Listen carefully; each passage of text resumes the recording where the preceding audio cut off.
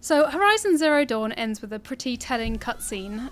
Hades, instead of being killed by Aloy's last override spear, ends up returning to Silence in this lamp thing, which raises certain questions about what exactly that means for the sequel for Horizon Zero Dawn, if there is one, what it means for the ending, and how it might have changed all the things that happened in the game up to the end. I'm Zoe from Games Radar Plus, and I'm here with Ben Tyra from OPM, and we're going to discuss exactly what that last scene meant and answer all those questions I just posed. Hey Ben. Hello. Hi. So, I liked the last scene, and you I hated it. did not like it. So why didn't you like it? What did you think of it? My biggest problem with the scene is that it completely retcons what happens throughout the preceding 30 hours of Horizon Zero Dawn. It just felt to me like a horror movie cop-out where the villain has his last breath, the movie ends, and then you see him breathing again in like a post-credit scene. It kind of, that felt like a really cheap way of setting up a sequel. Rather than sort of showing how Aloy's actions have affected the world, it basically pressed the reset button for us to do it all over again in 3 years' time. I'm not going to lie, the fact that Hades didn't die did kind of piss me off a bit, but I really like the fact that Silence wasn't just this guide figure for the whole game. Like, it turns out he is the reason, possibly, why Hades got awoken, and that he's actually still friends with him, that he still wants to know more, and it shows you what a kind of a dick he is, that he still wants knowledge, and he's going to kind of rip apart the world to get to it. Well, for me, it cheapens his Silence's character a little bit. So throughout the game, he's always been this ambiguous guide, and when Aloy has her final conversation with him, he basically makes a point of saying everything he did for the knowledge of the old world.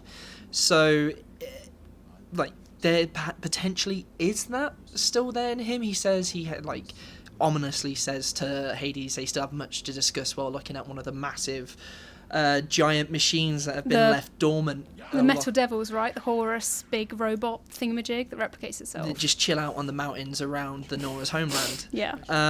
So that in itself is kind of cool, but then it sort of cheapens him from ambiguous, knowledge-driven character into something a little bit more mustache twirly, overarching villain. There's definitely bits of that I like, but again, it then sort of again is another carpet pull got you twist, which doesn't really need to be there.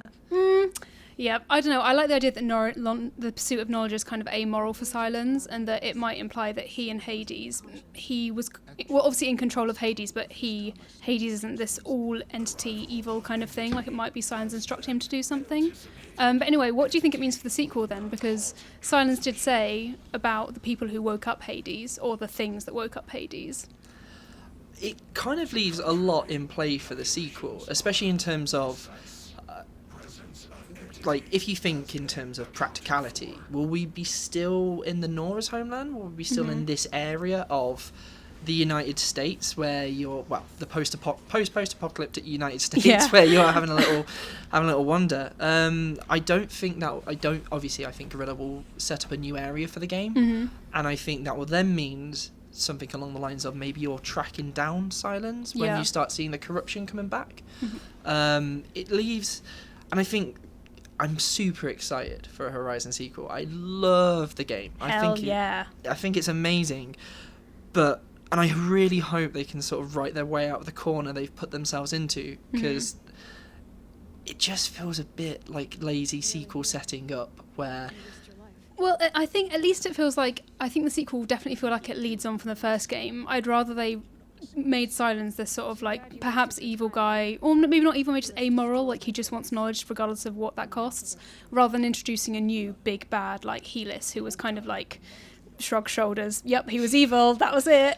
But I really like the fact that it looked like they were going towards one of the big Horus Metal Devils, because what surprised me about Horizon was that we didn't get to fight one of them, we didn't get to see one in action at all, really, apart from that one Deathbringer cutscene where it splurges one out. So I think the idea of fighting a Horus at the end of the game would be amazing, because it's so massive, you've got to question what on earth could I do to even take it down. The scene itself was in the snowy steppes of wherever, so maybe that would be perhaps Europe? Russia's pretty snowy, right? Maybe we'll be going somewhere other than North America. Maybe Alaska. Oh, yeah. Oh, that's a good call, actually. Yeah. Yeah, it definitely, as you say, I think, especially towards the end of the game where it chucks corruptors and deathbringers at you.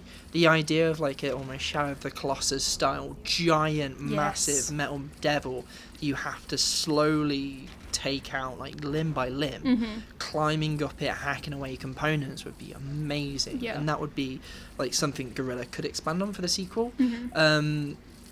I mean, I want me some more Lance Reddick. I think he's amazing as Silence.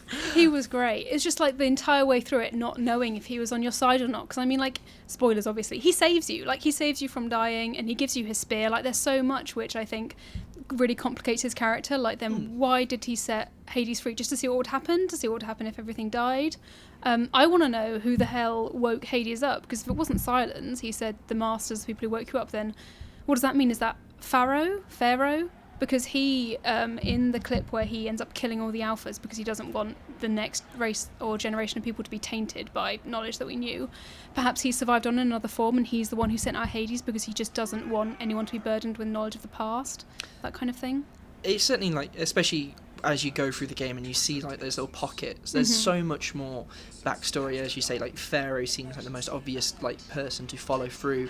He killed off everybody who worked on the Zero Dawn project, and giving you an insight maybe into what he does there would be fascinating. I think that my biggest problem then with the ending isn't so much like what it sets up, it's how it sets it up and how it feels like after, because Horizon's a really well written game for the most part, but it's just super sloppy world building.